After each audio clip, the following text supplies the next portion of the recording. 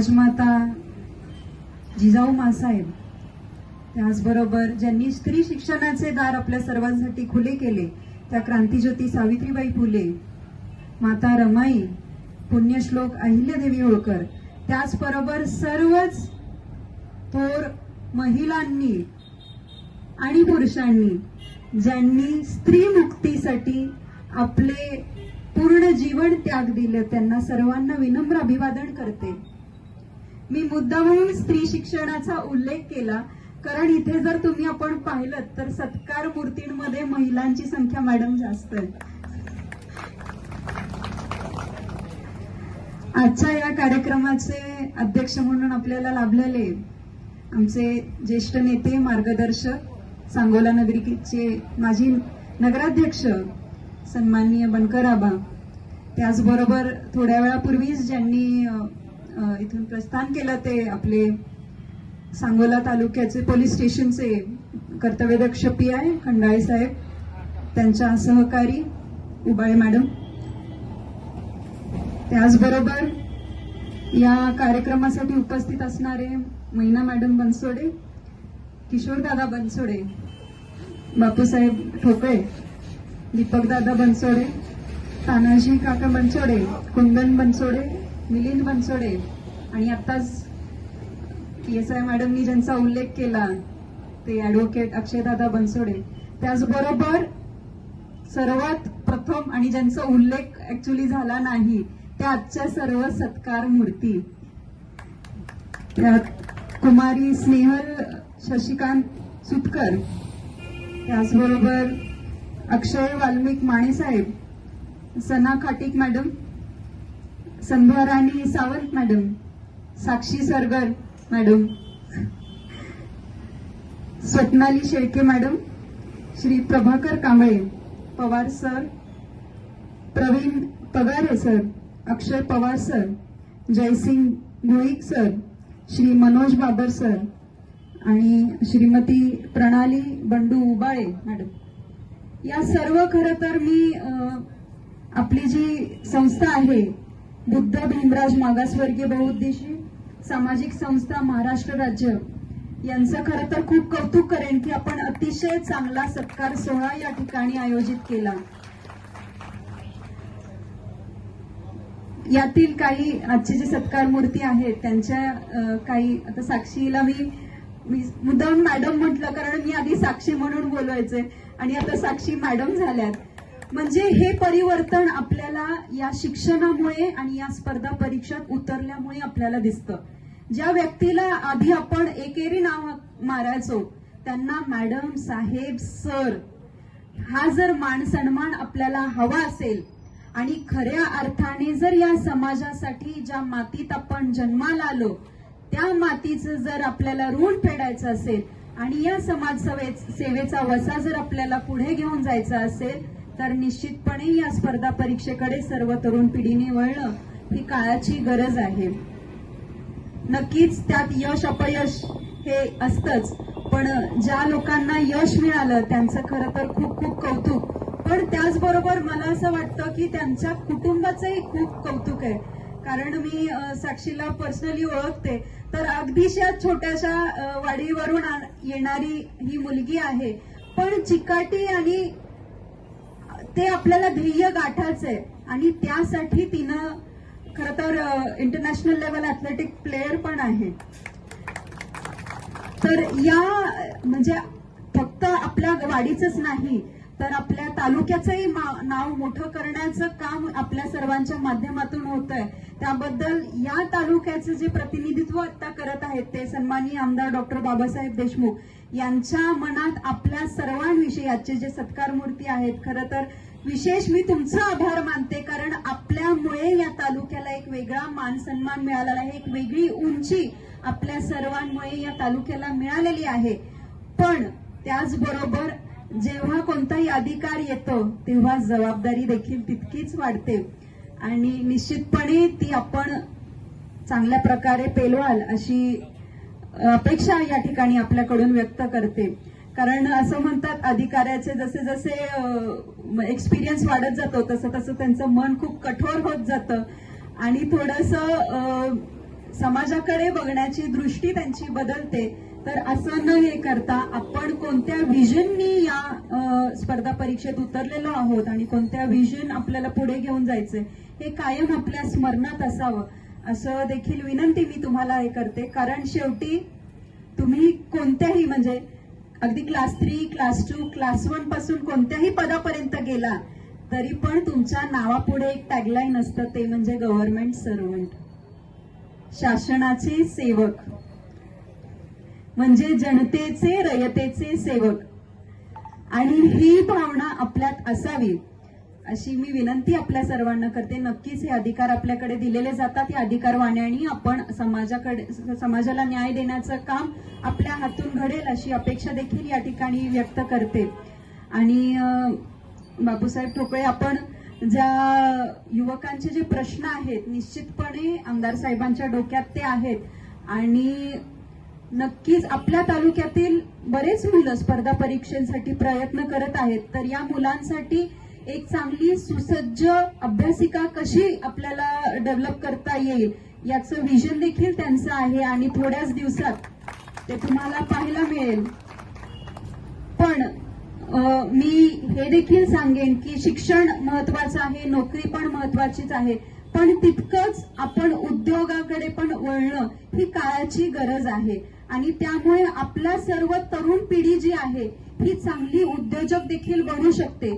आणि यांना चांगलं उद्योजक घडवण्यासाठी जे वर्कशॉप्स आपल्याला छोटे मोठे वर्कशॉप्स घेऊन यांना जे चांगलं ट्रेनिंग देता येईल त्याचं विजन देखील आमदार साहेबांच्या मनात आहे. आणि लवकरच आपण या सर्व तरुण मुलांसाठी छोटे छोटे वर्कशॉप्स घेऊन आपल्या तालुक्यातच आपल्या तरुण पिढी म्हणजे तालुक्याच्या बाहेर न जाता, काही अडचणी असतात की ते कुटुंब सोडून जाऊ शकत नाहीत, मग इथेच राहून पण त्या मुलांना उद्योजक त्याच्यासाठी अनेक अडचणी येतात, ते त्यांना त्या पद्धतीने मदत करून ट्रेनिंग्स कसे देता येतील याचं देखील विजन आमदार साहेबांच्या मनात आहे. आणि निश्चितपणे 2028चा जर पुढचा जर आपण विचार केला तर पूर्ण विश्वाचं लक्ष हे भारताकडे राहणार आहे. कारण सर्वात अधिक तरुण हा भारतात असणार आहे. त्यामुळे आपलं ही जी तरुण पिढी आहे ह्या तरुण पिढीचं पूर्ण लक्ष हे विश्वाचं लक्ष भारताकडे असणार आहे. आणि त्यावेळी आपला तरुण कोणत्या मार्गावरती आहे हे आजपासून आपण ठरवणं गरजेचं आहे. त्यामुळे जसं मॅडमनी सांगितलं की तरुण पिढी इथे भरपूर दष्टपुष्ट आहेत, पण त्या शक्तीचा वापर कशा चांगल्या पद्धतीने आपल्या समाजाला करता येईल याचा विचार करणं गरजेचं आहे. नाहीतर युक्तीविना शक्ती व्यर्थ आहे, तसं युक्तीही गरजेची आहे, शक्तीही गरजेची आहे. आणि ज्याप्रमाणे आपल्या हातात मॅडमनी जसं सांगितलं तसं मी म्हणते की एका हातात आपल्याकडे शिवरायांची तलवार आहे आणि दुसऱ्या हातात डॉक्टर बाबासाहेब आंबेडकरांनी दिलेलं संविधान आहे. आणि त्यामुळे या संविधानाच्या मार्गावरती चालत असताना हा पुरोगामी विचार आपल्याला टिकवून ठेवायचा आहे. डॉक्टर बाबासाहेब आंबेडकरांचा हा विचार आहे, शाहू महाराजांचा हा विचार आहे, क्रांती ज्योतिराव फुलेंचा हा विचार आहे.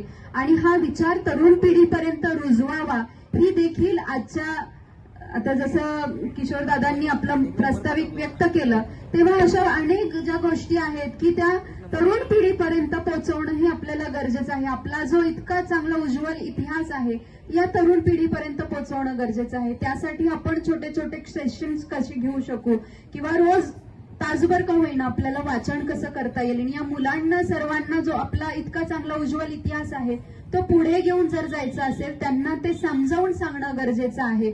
नाहीतर नुसतंच डीजे समोर नाचून जयंती साजरी होत नाही, तर तो विचार टिकला पाहिजे आणि तो विचार पुढे घेऊन जाणं ही या तरुण पिढीची जबाबदारी आहे. आणि म्हणून आजच्या या तरुण युवकांना मी सांगेन की आपल्याला खरंच आपण खूप भाग्यशाली आहोत की या महाराष्ट्राच्या भूमीला तरी खूप उज्ज्वल इतिहास आहे आणि त्यामुळे आपण दिल्लीपर्यंत पोहोचलो होतो. आणि म्हणूनच आज तोच खरं तर त्या मार्गावरती हे सर्वजण आजचे जे अधिकारी आहेत तो विचार घेऊन पुढे जातील अशी अपेक्षा देखील मी या ठिकाणी व्यक्त करते. आणि निश्चितपणे आमदार डॉक्टर बाबासाहेब देशमुखांना आपण या कार्यक्रमासाठी आमंत्रित केलं होतं, पण साहेबांचाच सत्कार वाकीगिरडी इथे असल्यामुळे साहेब येऊ शकले नाहीत. पण त्यांनी माझ्याद्वारे आपल्या सर्वांना मेसेज दिलेला आहे की त्यांना आपल्या सर्वांचं खूप खूप कौतुक आहे आणि आपल्या तालुक्याचं नाव खरं तर तुम्ही सर्वांनी उज्ज्वल केलेलं आहे. त्याबद्दल तुमचं सर्वांचं आणि तुमच्या कुटुंबाचं अभिनंदन. आणि भावी तुमच्या करिअरसाठी खूप खूप शुभेच्छा. आणि तुम्हाला कोणतीही अडचण देखील असेल तर निसंकोचपणे तुम्ही कधीही त्यांच्या संपर्कात राहू शकता. कोणत्याही माध्यमातून प्रत्यक्ष भेटून फोनद्वारे कोणतीही तुमची अडचण असेल तर कधीही तुम्ही त्यांना संपर्क साधा. नक्की तुम्हाला मदत करण्याचा प्रयत्न केला जाईल. एवढंच बोलते आणि पुन्हा एकदा बुद्ध भीमराज मागासवर्गीय बहुउद्देशीय सामाजिक संस्था महाराष्ट्र राज्य या संस्थेने आज इतका हा सुंदर देखणा कार्यक्रम आयोजित केला. खरं तर या सत्कार अनुभवणं आणि आमच्या हातून हा सत्कार होतोय हे खरं तर आमचं भाग्य आहे आणि हे भाग्य आपल्या सर्वांमुळे आम्हाला मिळालं. त्याबद्दल मी आयोजकांचे खरंच मनपूर्वक आभार मानते. धन्यवाद. इथं जे एमपीएससीतून क्वालिफाईड झालेले मुलं आहेत त्यांचा आता सत्कार आहे. मला थोडक्या शब्दात सांगावं असं वाटतंय की एमपीएससी किंवा कुठलीही स्पर्धा परीक्षा पास होणं ही साधी आणि सोपी गोष्ट नाहीये. स्पर्धा परीक्षेसाठी पात्र होण्यासाठीच आपल्याला ग्रॅज्युएशन करावं लागतं. ग्रॅज्युएशन होण्यासाठी आपली एकतरी परिस्थिती नसते. आपण खूप तळागाळातून इथंपर्यंत आलेलो आहेत. एकतर आपली परिस्थिती नसते, एकतर आपला ग्रामीण भाग आहे. पुण्या मुंबई सारख्या ठिकाणी एमपीएससी करणं खूप चांगली म्हणजे आहे, तिथं बऱ्यापैकी सोयी सुविधा उपलब्ध असतात. पण ग्रामीण भागातल्या मुलांना अजून तरी तितक्या सोयी सुविधा उपलब्ध नाहीयेत. आणि राहिला प्रश्न तर आपण ऑनलाईन सुद्धा अभ्यास करू शकतो, ऑनलाईन सुद्धा प्रशिक्षण वर्ग आपण अटेंड करू शकतो. पण शेवटी प्रत्यक्षात अटेंड करणं आणि मोबाईलवरती अटेंड करणं ह्याच्यामध्ये खूप फरक आहे. तरी सुद्धा माझ्या ज्या ग्रामीण भागातले जे मुलं आहेत, जे आता इथं तुम्ही सगळे आहात, जे तुम्ही खरंच प्रावीण्य मिळवलंय, जे तुम्ही आता यश मिळवलंय, खरंच तुमचं खूप कौतुक आहे. त्यातल्या त्यात महिलांची संख्या जरा जास्त वाटते मला. महिलांना आरक्षण जे पण काही असेल ते तुम्हाला वेगळं सांगायला नको. जे पण काही आपल्याला मिळाले ते सगळं बाबासाहेब आंबेडकरांच्यामुळे मिळाले. तात्पर्य मी प्रत्येक ठिकाणी गेल्यानंतर हेच सांगते की मी जे तुमच्या समोर उभे आहे ते पण डॉक्टर बाबासाहेब आंबेडकरांच्यामुळे. काल पांढरीला कार्यक्रम झाला, त्या कार्यक्रमामध्ये छत्रपती शिवाजी महाराजांच्या जयंतीनिमित्त कार्यक्रम होता. तिथे मला बोलायला लावलं असंच तुमच्या साहेबांसारखं अचानक. तर तिथे सुद्धा मी असंच बोलले होते की डोक्यामध्ये जर डॉक्टर बाबासाहेब आंबेडकर असतील आणि मनगटामध्ये जर छत्रपती शिवाजी महाराज असतील तर कुठल्या महिलेची छेड काढण्याची कोणाची धाडस नाही होणार. तर कौतुक आहे तुम्हा सगळ्यांचं की तुम्ही इथं एवढं छान यश मिळवलं. आणि यश तर मिळवलंय तुम्ही, खूप काबाड कष्ट करून इथंपर्यंत पोहोचले. श्रीमंत घरातला असू दे तर गरीब घरातला असू दे, एमपीएससी करताना तिथं काही वशिला लागत नाही. तिथं बौद्धिक क्षमताच लागते. एमपीएससी करा किंवा कुठलीही तुम्ही क्लास 3 ची पोस्ट द्या किंवा क्लास 2 ची पोस्ट द्या किंवा एमपीएससीतून तुम्ही क्लास 1 व्हा किंवा युपीएससी करा, तर तिथं बौद्धिक क्षमताच आपली तपासली जाते. त्या ठिकाणी कुठलाही वशिला लागत नाही. मला वाटतं असं एकमेव क्षेत्र असेल जे म्हणजे स्पर्धा परीक्षा, तिथं कुठलाही वशिला चालत नाही. बाकीचं मी काही जास्त बोलत नाही. पण तुम्ही मला इथं बोलवलं आणि माझा जो आदरपूर्वक सत्कार केला त्याबद्दल मी खरंच तुमची मनापासून आभारी आहे. आणि खरं तर बापूसाहेब त्यांना मी दादा म्हणते. मला त्यांचं पहिल्यांदा नाव माहिती नव्हतं, त्याच्यामध्ये बापू तोंडात पडले तेच तोंडात येतंय माझ्या. दिलगिरी व्यक्त करते मी. ते माझं नेहमीच कौतुक करतात.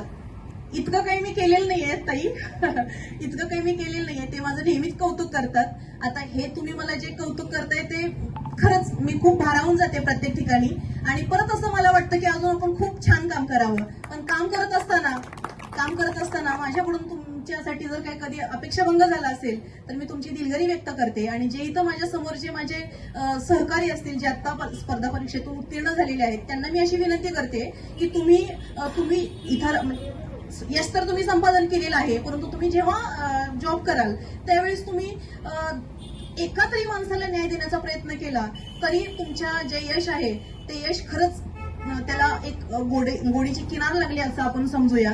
तुम्ही काम करत असताना, इथून पुढे भविष्यामध्ये काम करत असताना तुम्हाला अनेक अडचणींचं सामोरं जावं लागेल.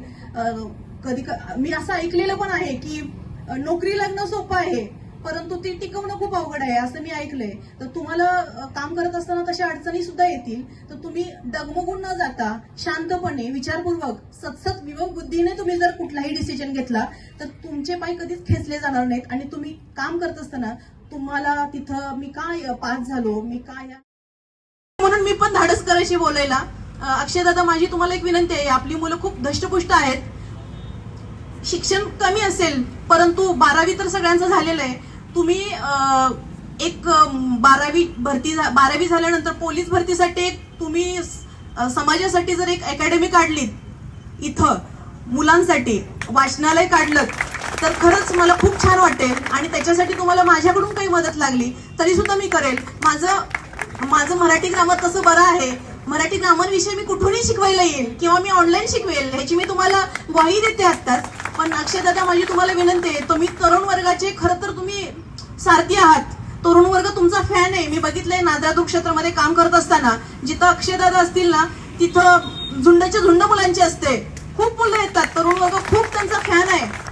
मला वाटत नाही की दुसरं कुठलं नाव आहे इथे. अक्षय दादाचं इतकं नाव आहे की मुलं खूप त्यांना मानतात. तुम्हाला तुमच्यासाठी मुलं जीव पण द्यायला तयार होतात. तर अक्षय दादा, तुम्ही मुलांसाठी ज्या 12वी पास झालेले आहेत किंवा जी मुलं आता शिकतायत त्यांच्यासाठी जर तुम्ही अकॅडमी सारखं जर काही स्वप्न बघितलं तर ते खरंच खूप चांगलं होईल. आपली मुलं खूप पुढे जातील. नाही काही होते पण माझा पोरगा भरती तरी झाला पाहिजे. तुम्ही पण मला हे वचन द्यावं आता इथं सगळ्यांच्या समोर की मी ते करेल. आणि एवढे बोलून मी माझे 2 शब्द संपवते. धन्यवाद. गौतम बुद्ध कालच ज्यांची 395वी जयंती साजरी केली ते रेतेचे राजे, आदर्श राजा, लोककल्याणकारी छत्रपती शिवाजी महाराज, ज्यांनी शिक्षण काय महत्वाचं आहे हे आपल्या आयुष्यामध्ये ज्या पती पत्नीने क्रांतीज्योती सावित्रीबाई फुले या दाम्पत्याने ही सामाजिक क्रांती केली, त्या क्रांतीबा ज्योतिबा फुलेला शिक्षणाची प्रथम गंगा संपूर्ण विश्वामध्ये साजरी करणाऱ्या महामाता सावित्रीबाई, ज्यांनी आपल्या राजेशाहीमध्ये लोकशाही निर्माण करणारे आरक्षणाचे जनक छत्रपती शाहू महाराज, ज्यांनी सांगितलं की शेषनागाच्या मस्तकी पृथ्वी नाही तर श्रमिक कष्टकरी गोरगरीब शेतकऱ्यांच्या तळावर करलेल्याही आपल्या साहित्यातून सत्याचा प्रचार प्रसार करणारे साहित्यरत्न लोकशाहीर अण्णाभाऊ साठे उद्याच आपल्या कीर्तनातून समाज प्रबोधन करून समाज मन स्थिर करण्यासाठी, सर्वांचं आरोग्य स्वच्छ करण्यासाठी ज्यांनी आपलं आयुष्य हयातभर घालवलं ते संत शिरोमणी गाडगे बाबा. आणि या सर्वांचा विचार संविधानामध्ये देऊन आज तुम्हा आम्हाला या स्टेजवरती आणि स्टेजच्या समोर एकत्र करण्याचं काम केलं ते भारतीय राज्यघटनेचे शिल्पकार, बोधिसत्व, विश्वरत्न महामानव डॉक्टर बाबासाहेब आंबेडकर. सर्वच ज्ञात अज्ञात ज्या मानवाने आपल्या मानव जातीला कल्याणाचा आणि सुखा समाधानाचे दिवस यावे म्हणून आपले आयुष्य खर्ची घातले त्या सर्वच राजमाता पुण्यश्लोक अहिल्यादेवी असतील, राजमाता जिजाऊ असतील, रामाई असतील, भीमाई असतील, या सर्वच महामातांना देखील की म्हण याच आहे की तिच्या हाती पाण्याची तोरी ती जगाची उद्धारी. ज्याप्रमाणे रामाईने बाबासाहेबांना साथ दिली, सावित्रीनं क्रांतीबा ज्योतिबांना साथ दिली, तोच विचार घेऊन आबासाहेबांनी हा तालुक्यामध्ये शांतता सुव्यवस्था नुसता तालुकाच नाही तर संपूर्ण महाराष्ट्राला दिशा देण्याचं काम केलं. आणि त्यांच्याच पावलावर पाऊल टाकून त्यांचे नातू डॉक्टर बाबासाहेब देशमुख आणि त्यांच्या सौभाग्यवती निकेताताई हे दोघंही आज तो विचार घेऊन पुढे जाण्याचं काम करीत आहे.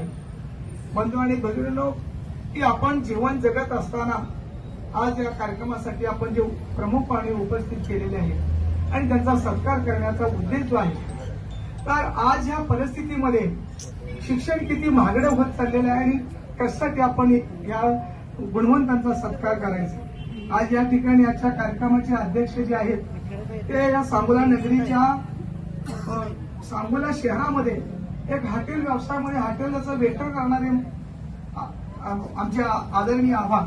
पण आज त्यांनी कष्टातून आणि चिकाटीनं प्रामाणिक सत्यानं वागून आबासाहेबांच्या विचारानं पुढे जाऊन या सांगोल्याच्या शहरामध्ये सांगोला नगरीचे नगराध्यक्ष 2 वेळा भूषवलेला आहे.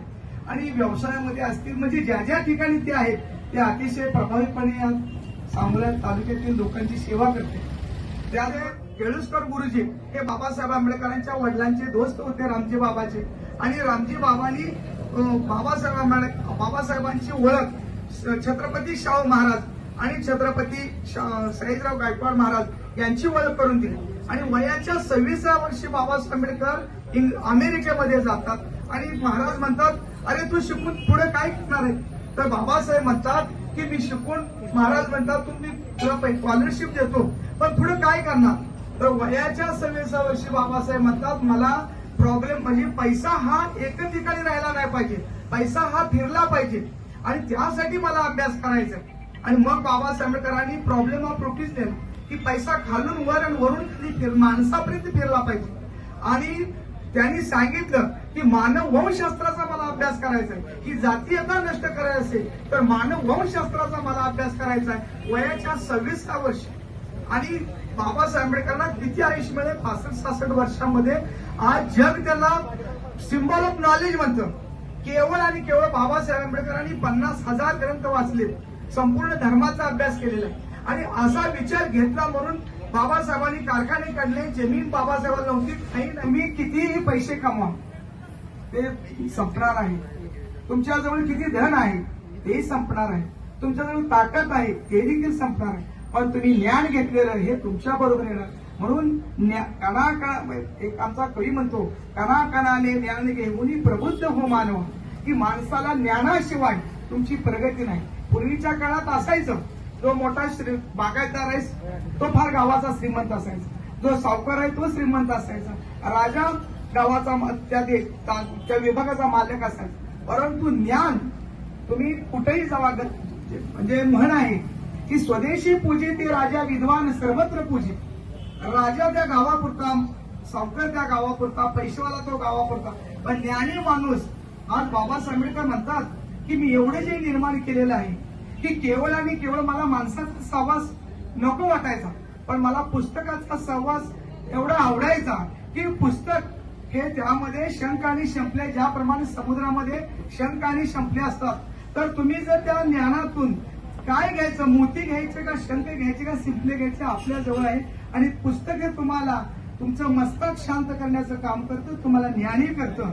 आणि जे ते घेईल तर त्याचा कधी फसवणूक होणार नाही. म्हणून बाबासाहेब आंबेडकरांनी ह्या विश्वामध्ये जेवढी जेवढी विद्यापीठ, आज हे 21व्या शतक आहे, माझं देखील 60च्या पुढे वय आहे, मला आणखी मुंबईमधला भाग माहित नाही.